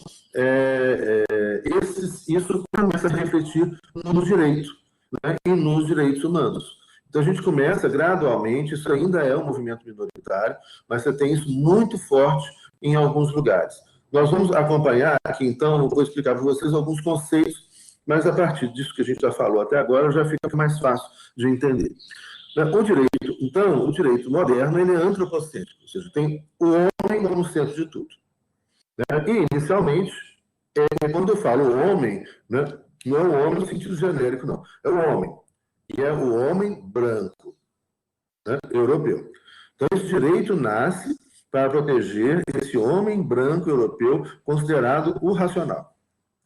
Com as mudanças, evoluções, transformações, reivindicações, aprendizados, a convivência com o outro, etc., etc., as pessoas vão se organizando, vão reivindicando, só tem um jeito da gente evoluir, né? Que é com a diversidade e com pessoas que têm coragem de discordar. Mas se todo mundo pensasse do mesmo jeito, desde a idade da pré-história, a gente estava na pré-história até agora. Né? Ou seja, é necessário coragem. Né? O conservadorismo é um atraso de vida. Obviamente que aqui, quando eu falo conservadorismo, eu quero falar alguns conservadores. É lógico que a gente tem que conservar a vida, a gente tem que conservar a natureza, a gente tem que conservar as coisas boas, a gente tem que conservar as pessoas que a gente ama, os amigos, etc. A gente tem muita coisa a conservar. Então, não é essa crítica irresponsável ao conservadorismo, mas uma crítica a uma espécie de conservadorismo, que é um conservadorismo que não quer pensar diferente, que não quer aprender, que não quer ver em volta, né, que tem medo de aprender, que se fecha, que quer voltar para trás. Né? É isso que eu estou criticando. Tá? Então, por favor, só coloquem isso dentro das dimensões filosóficas e contextuais apropriadas. Né? Então, a ideia é de que a gente tem, ao mesmo tempo, que conservar tudo que a gente, né, tudo que é bom, conservar a vida, a natureza, a gente tem que também ousar a aprender mais. Né? Inclusive para a gente ampliar aquilo, né, que a gente pode conservar como sendo positivo. E transformar aquilo, né, que a gente está conservando, que a gente pensa, olha, né, isso aqui era importante, mas agora ficou mais importante ainda. Isso aqui ampliou, E agora eu comecei a enxergar isso de uma forma maior ainda. Né? Isso é muito legal. Tá? Então, vamos entendendo essas coisas assim, com o cuidado e com a complexidade que elas merecem. Né? E aí, então, né, essa ideia de um direito do homem, inicialmente, ela vai se ampliando. Né? Então, depois era só o direito do homem branco, depois vai ser o direito do homem branco e do homem negro, por exemplo, nos Estados Unidos. Né? Depois passa a ser o direito de todos os homens, brancos, negros, amarelos, vermelhos. Depois passa a ser o direito de todos os homens e mulheres. Depois passa a ser o direito de todas as pessoas, independentemente de gênero, independentemente de posicionamento político, filosófico, religioso, dentro de toda a diversidade que a humanidade contempla. Né? Então, a gente vai chegando aí aos direitos humanos já do pós-Segunda Guerra Mundial. Só que aí a gente vai percebendo o quê? Que o modelo de civilização e de economia que a gente construiu, né, não funciona mais. Não pode continuar mais. Não tem como continuar mais. Não tem como a gente continuar consumindo, destruindo a natureza do mesmo jeito. Não tem como continuar as economias modernas continuarem. Né? Então, toda a economia moderna, se a gente pegar tanto a grande linha teórica que cabe dentro do capitalismo, a grande linha teórica que cabe dentro do socialismo, né, as várias linhas teóricas que cabem dentro dessas palavras, né, que são palavras cheias de teorias, de pensadores, de experimentos, etc. Capitalismo liberal, capitalismo social, capitalismo conservador, social-democracia, socialismo, comunismo. A gente vai vendo que essas teorias modernas, elas têm algo, né, em comum que não a sustentam mais. Não tem como continuar. Que é a ideia do crescimento continuado, da exploração da natureza de forma contínua, para gerar cada vez mais bens de consumo, para satisfazer cada vez mais as necessidades crescentes, né, dos seres humanos, que essas necessidades, grande parte dessas necessidades são necessidades inventadas, né, pelas culturas. Né? Então, é necessário a gente reconstruir a civilização, radicalmente. É necessário que a gente está chegando hoje ao final do sistema mundo moderno. Começa lá em 1492 e acaba agora. Não tem como insistir nesse sistema. Se a gente insistir, a gente acaba. Né? E falta muito pouco. Né? 2030 está logo ali. Se a gente insistir e continuar poluindo do mesmo jeito, na velocidade impressionante que a gente está destruindo a natureza, né? Destruindo a Amazônia aqui, no mundo inteiro, acabou. Não tem como, acabou. Né? Pode espernear, xingar, né? Chorar, discordar, não vai adiantar nada. Né? Porque isso também é científico. Né? Aliás, hoje, eu estava lendo uma reportagem numa revista norte-americana de direito ambiental, né, falando que o derretimento da Groenlândia já é irreversível e que isso vai significar, então, né, o aumento do nível do mar já nos próximos anos. Né? Isso vai aumentar. Nós estamos vivendo já isso. Não é assim, daqui a 100 anos. Não, é agora. Já está acontecendo. Né? Então, com isso, a gente começa a trabalhar para, olha, nós temos que rever a nossa relação com a vida, a nossa relação com a natureza. E daí, então, esses direitos, que eram só para o homem branco, depois passou para todos os homens, depois passou para todas as mulheres, depois passou para todas as pessoas, indistintamente qualquer coisa, passou a atingir os animais. Então, aí você começa a ter decisões judiciais importantíssimas que pipocam pelo mundo afora. Hoje já tem decisão no Canadá, nos Estados Unidos, no Brasil, na Bolívia, no Equador, na Colômbia, na Argentina, na Índia, na Austrália, na Nova Zelândia e em outros lugares por aí afora, né, que reconhecem direitos dos animais, direitos iguais dos animais. Uma vida é um ser senciente. Né? Ou seja, não dá para você continuar como o Código Civil e como o direito moderno, né, o Código Civil brasileiro coloca o animal como coisa. O animal não é coisa. Ele é um ser que tem uma racionalidade própria, que desenvolve, ele é senciente, ele sofre. Né? Hoje você tem até psicologia, estudo da psicologia animal, né? Ele tem depressão, né? Ele gosta, ele ama a gente, né? Ele é leal, ou tem lealdades diferentes, ele se comporta de forma diferente, de acordo com a espécie, etc. Eu estava falando aqui, pensando no cachorro, tem um cachorro aqui lindo, o filho chama Freud. O Freud só falta falar. Freud se comunica com a gente tudo que ele quer. Daqui a pouquinho ele começa a falar. É porque não tem corda vocal, senão ele falava. Mas aí outros animais que, enfim, são seres vivos que sentem, que sofrem, que amam, né, que têm relacionamentos estáveis. Né? Isso é legal demais. Né, se pegar. Então, que se comunicam, que votam. né? Se a gente estudar um pouquinho, né, sobre os seres vivos, né, e as comunidades dos vários seres vivos, né, você tem, por exemplo, quando os pássaros estão voando, você tem um líder que ele aponta para um lado, os outros seguem para o lado. Você tem animais, por exemplo. Agora, uma espécie agora eu não vou saber falar, porque não é a minha área. Mas que eles votam, por exemplo, o que eles vão caçar, a hora que eles vão caçar. Tem um líder, né? Um animal líder, e que ele propõe alguma coisa. E os outros votam. E votam com o rugido ou com o comportamento. E eles seguem a maioria. Peixes do cardume, eles seguem a maioria.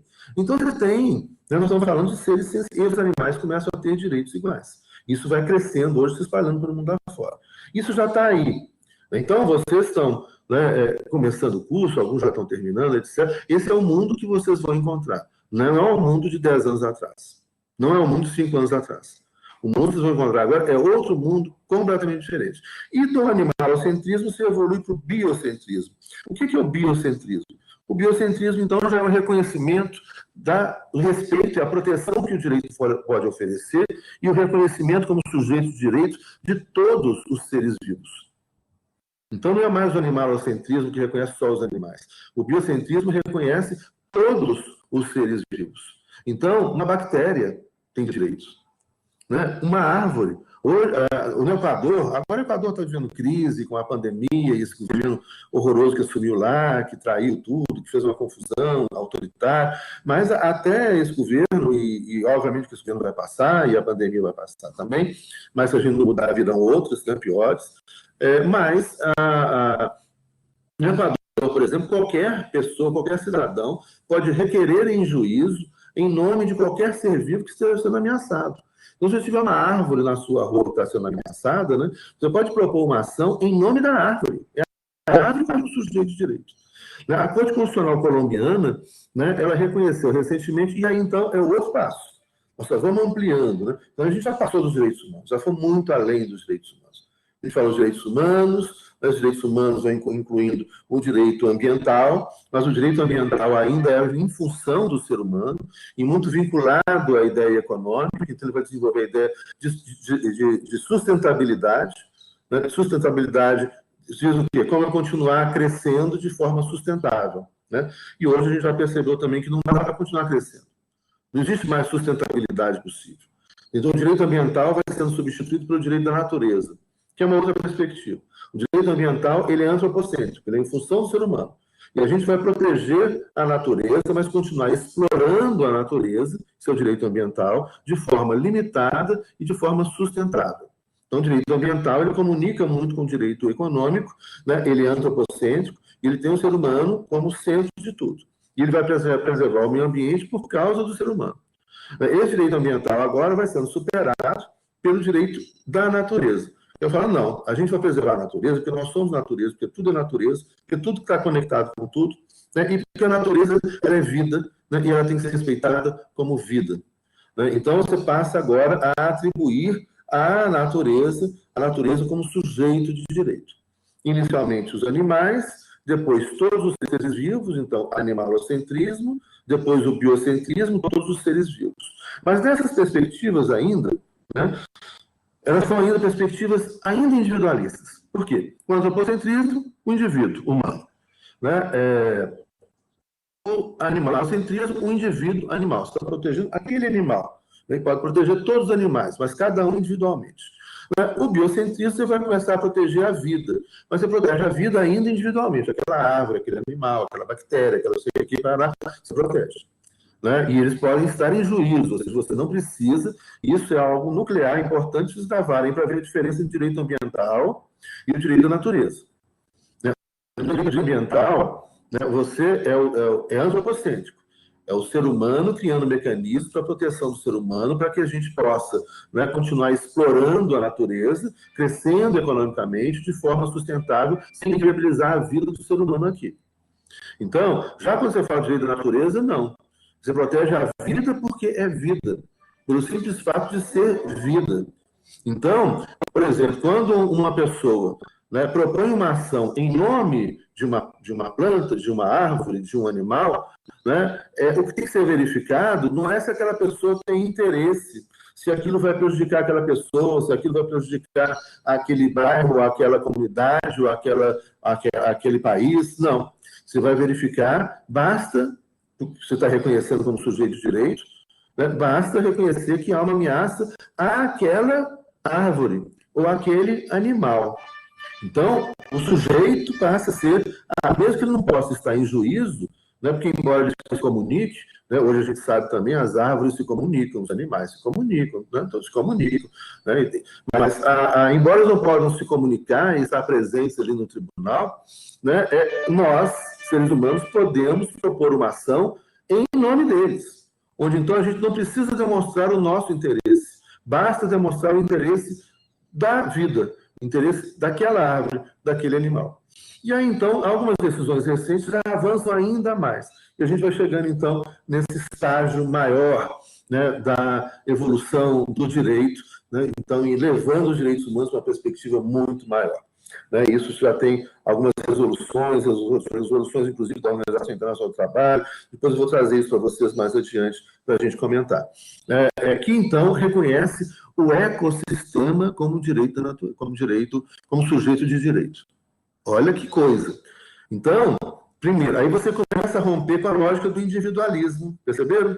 Agora não é mais o indivíduo, né? Não é indivíduo animal, não é indivíduo planta, não é o indivíduo... Não, agora nós estamos vendo que está tudo interligado, está tudo entrelaçado. Que não há vida, porque não tem vida, não tem como proteger um isolado, porque isso está tudo entrelaçado com tudo. É a ideia justamente dos ecossistemas, né? Você destrói um animalzinho específico ali, você pode acabar com tudo. Né? Isso também já estudaram, que isso também já está muito difundido hoje. Então, não adianta falar, vou proteger aquele animal, não vai resolver proteger aquele animal, não vai resolver proteger aquela pessoa. Né? Ou você protege tudo, ou está tudo perdido. Você tem que proteger o ecossistema, porque o ecossistema funciona como um ser vivo, assim como nós que somos um ecossistema. Então, tem uma decisão recente da Corte Constitucional colombiana. Você tem no mundo 2 estados plurinacionais. São constituições plurinacionais que estabelecem na Constituição o direito da natureza, ecocêntrico, que é a Bolívia e o Equador. Mas, nessa discussão toma conta do mundo inteiro, já tem decisões judiciais pelo mundo afora, né? Mais recentes, Índia, Nova Zelândia, Canadá, Colômbia, Bolívia, Equador, né? E vai se espalhando essa discussão para o mundo inteiro. E na Colômbia, recentemente, você teve uma decisão da Corte Constitucional que reconhece o direito do ecossistema do Rio Atrato, de um rio, né? Ou seja, que reconhece o Rio Atrato como sujeito de direito e que tem que ser protegido pelo Estado, pela lei, pela Constituição, e que é protegido pelo Estado, pela lei, pela Constituição. O que é o ecossistema do Rio Atrato? O ecossistema do Rio Atrato é o rio, suas águas, seus peixes, suas plantas que estão debaixo d'água, estão em volta, nas margens, as árvores, as plantas, as pessoas que vivem com o rio, né, que vivem nos ribeirinhos, os povos originários que vivem ali com aquele rio. Então, é todo esse ecossistema que é sujeito de direito. Você muda a lógica, você abandona a lógica individualista e diz, olha, essa coisa do indivíduo não vai nos proteger. Não existe esse indivíduo. Por quê? E aí, como já disse antes, a biologia e a física quântica derrubam essa ideia desse indivíduo isolado. Nós somos, sim, uma singularidade, nós somos únicos, nós somos pessoas, né? Mas nós somos pessoas que não vivemos sozinhos. Nós não conseguimos viver sozinhos. Não tem como viver sozinho. E, portanto, não adianta proteger cada um individualmente. Você tem que proteger a lógica sistêmica. A lógica é ecossistema. Né? É o ecossistema. Né? E aí onde cada singularidade, né? Cada ser vivo, animal, vegetal, onde cada um tem o seu papel. Né? E a gente chega até ecossistema, onde, inclusive, estão as montanhas, a destruição das nossas montanhas em Minas Gerais, pela mineração. O que isso vai gerar? Já está gerando para a gente. Então, isso também não é, isso vai ser daqui a 100 anos, 50 anos. Não, isso vai ser agora. Isso vai afetar vocês. Né? Que é a gente não ter água potável. Estão acabando com a água potável de Nova Lima, continuando com a mineração. Né? Com isso, a gente vai ter que comprar água de longe. né? Falta água, né? No planeta água, que é o planeta Terra, já falta água, a seca está atingindo gravemente estados pelo mundo afora, na Europa agora, gravemente, a França está sendo atingida por uma seca sem igual, e a gente que tem água sobrando aqui, pertinho da gente aqui de Belo Horizonte, Nova Lima, estamos acabando com a água que a gente tem. Muito inteligente. Para quê? Para construir automóvel, para tirar minério, né, para mandar o minério para fora, né, para construir automóvel, para construir... É isso. Né? Então, esse mundo é absolutamente inviável. Né? E aí você começa, então, dentro dessa perspectiva consciente. Você vai preservar, inclusive, a rocha, inclusive o minério, você vai preservar aquela montanha, né? E todo o sistema, né, que depende daquela montanha, que não vai ser transformado num imenso buraco, uma imensa cratera, como, né, a gente vê aqui em Minas Gerais, cheio de crateras e mais crateras, resultantes da ganância do ser humano, do individualismo e do egoísmo do ser humano. E mais as tragédias ambientais, né, que vieram.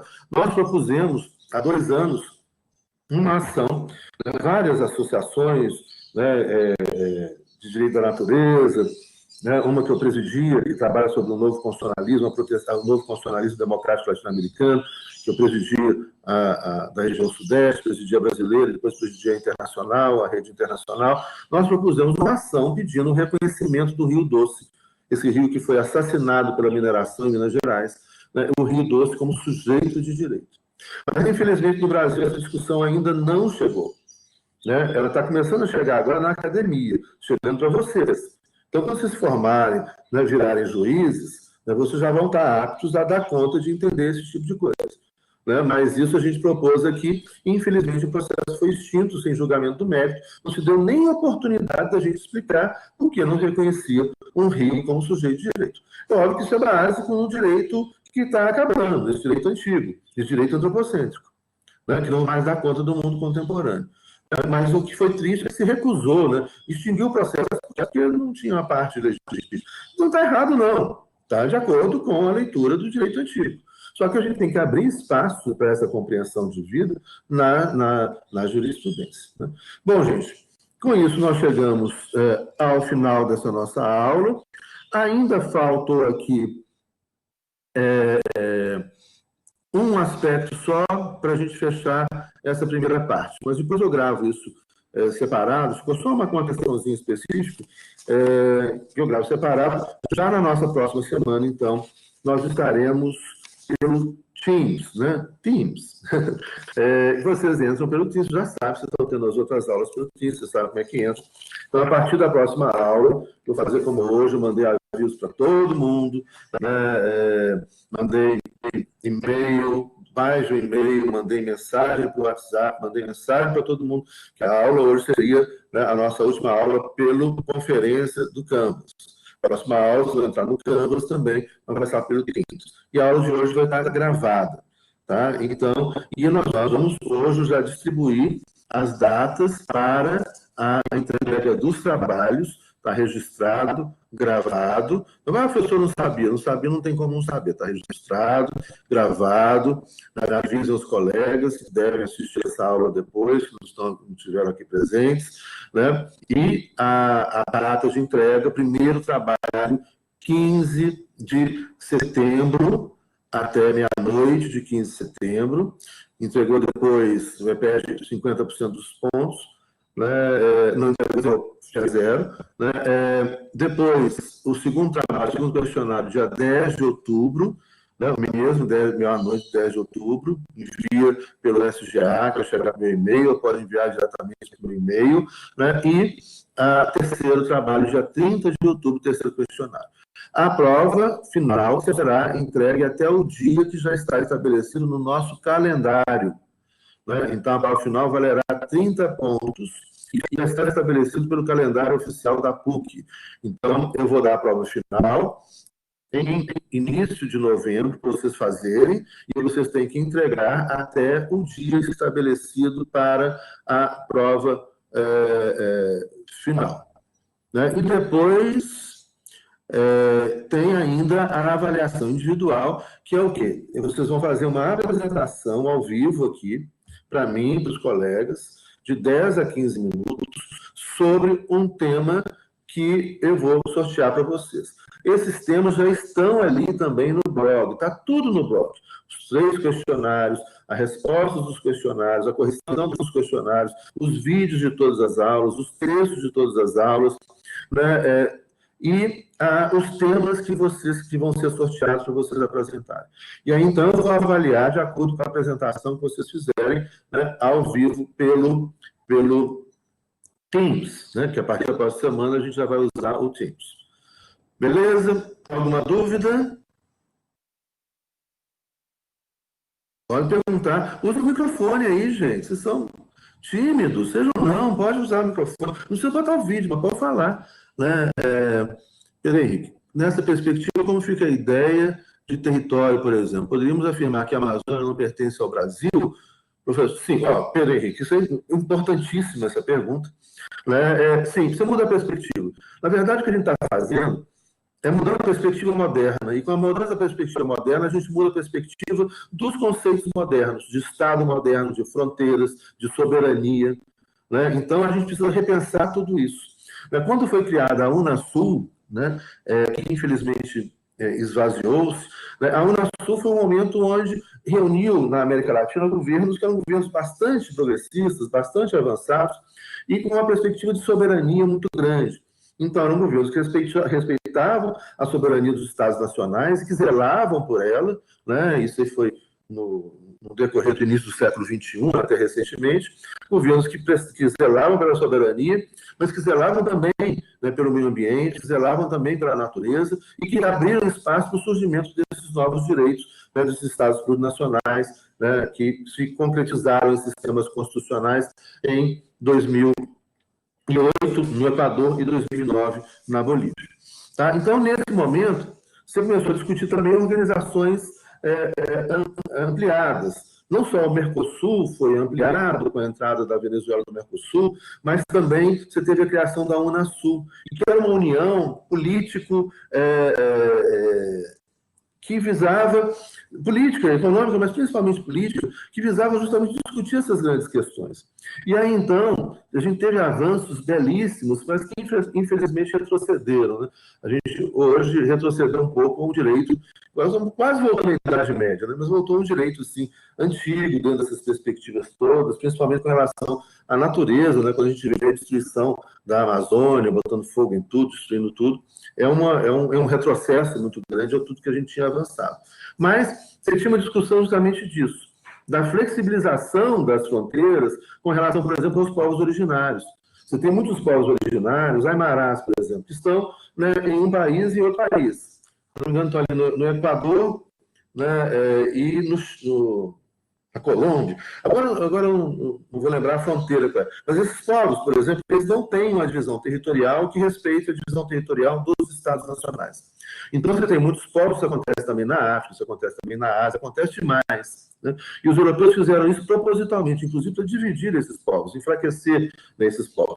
Então, por exemplo, quando foi criado estados, né, aqui ou na África, por exemplo, Angola, você pega ali, você tem diversas etnias, diversos idiomas falados em Angola, que foi uma divisão, né, feita de forma violenta e impositiva pelos portugueses, né, pelos europeus que dividiram a África artificialmente, não respeitando o compartilhamento territorial que existia entre os povos. Então, o que acontece? Muitas vezes você colocou dentro do mesmo território de um Estado nacional, inventado pelo europeu, povos que eram inimigos. E separou povos que pertenciam à mesma etnia. Entenderam? Então, você separa e gera um conflito. Ou seja, dividir para governar. Né? Isso, a gente tem um episódio de extrema violência, entre vários episódios de extrema violência, desses 500 anos de colonização, que foi o conflito que vocês já devem ter lido a respeito, visto filmes, mais de um filme foi feito a respeito, entre os Tutsis e os Hutus. Que é justamente isso. Você tem uma etnia Tuts que ocupa um território, que ocupa mais de um país que foi inventado pelos invasores europeus. Né? E a etnia Hutu, que ocupa também um território de mais de um país, mas que estão juntos, né, num território de um mesmo país. Aí o que faz? Os colonizadores belgas e franceses começam a incentivar a divisão entre eles. Dá determinados privilégios para um que não dá para o outro, né? Começa a desmoralizar um e fortalecer o outro, começa um chamar para a administração colonial e oprimir o outro. Com isso gera ódio, gera divisão, e com isso gerou aquele conflito né, que levou a milhares de mortos, né, entre Tutsis e Hutus, criados propositalmente pelos invasores europeus.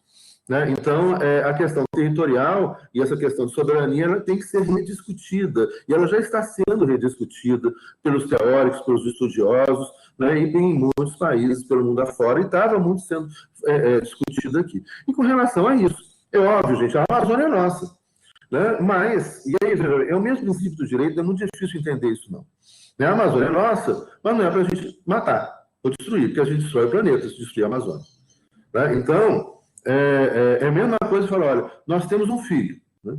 Então eu tenho um filho, né? Mas eu tenho esse filho para cuidar dele. Se eu não cuidar do meu filho, se eu não alimentar, se eu não tratar bem, se eu não der educação, eu perco a guarda do meu filho. É óbvio.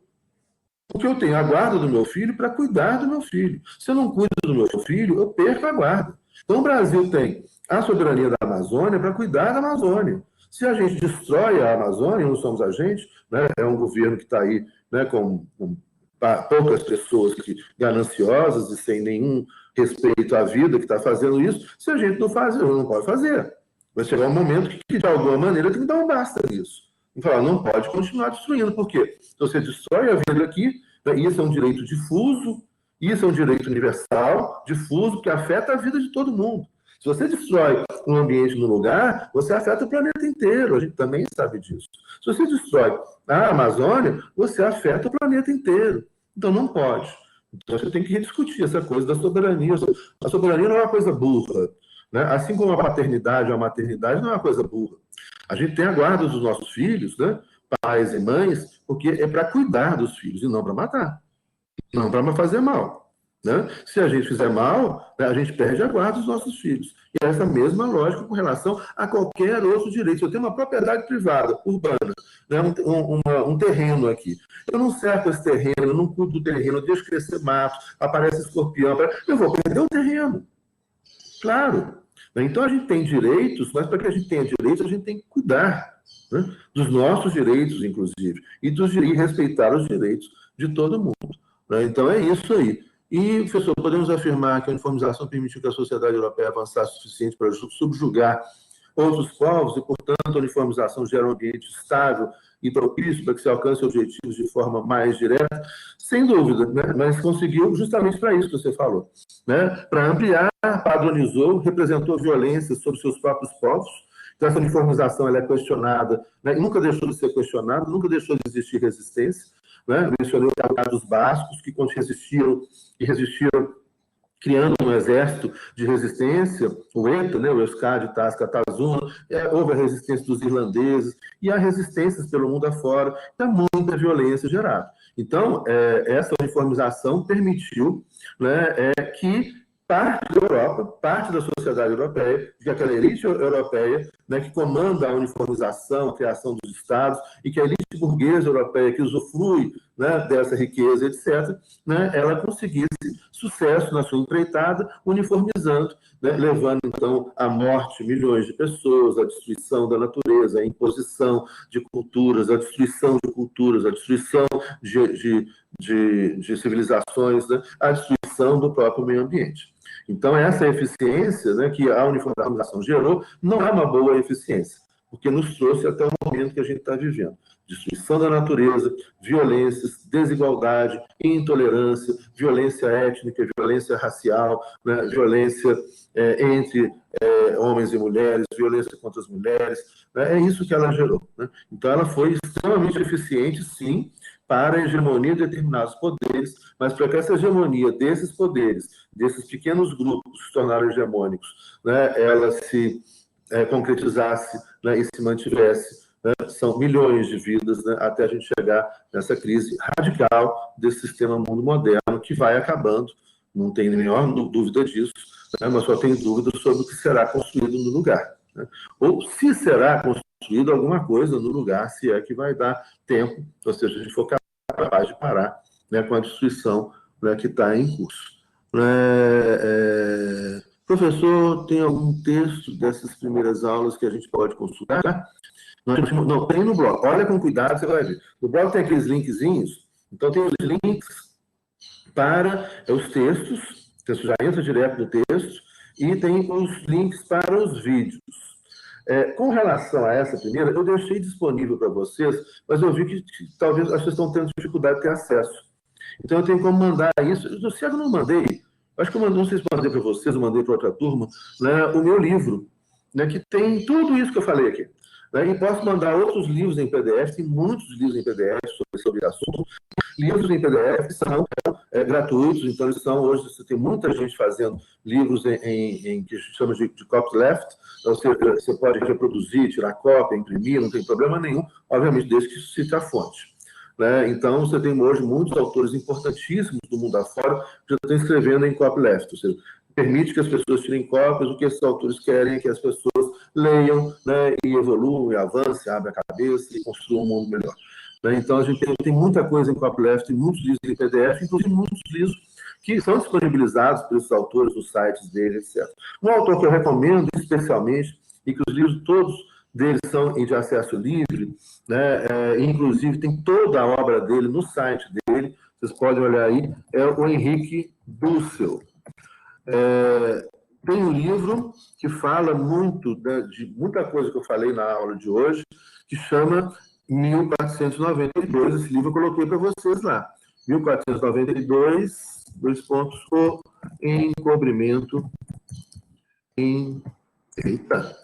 encobrimento do outro, do Henrique Dussel. Se você não conseguir acessar, me fala, que eu mando pelo WhatsApp. Ou pelo WhatsApp, eu não sei se eu tenho o WhatsApp da turma, eu acho que não, né? Tem. Mas eu mando pelo WhatsApp da chefe de turma, que passa para vocês todos, né, esses livros. Mas eu acho que eu já passei. Se eu não passei, me fala que eu mando. E mando outros livros também, para vocês se aprofundarem. Então, no blog ali, seguindo a ordem, vocês vão encontrando isso. Nos vídeos, e esse vídeo, inclusive, vai estar disponível ainda hoje à noite, lá no blog e no meu canal como é que chama o negócio?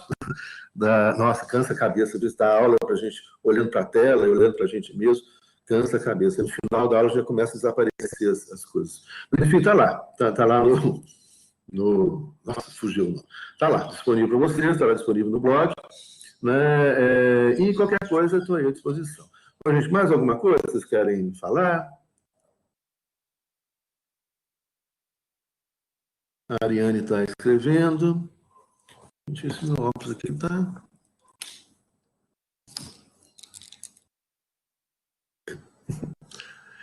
Que é, Ariane? Pode falar. Leonardo também. Fala mais rápido.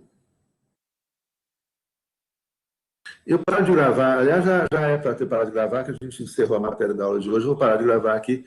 E aí vocês podem falar. Espera aí.